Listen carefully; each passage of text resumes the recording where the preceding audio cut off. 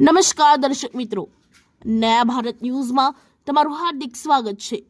હું છું મંશુરી શેરબાનુ।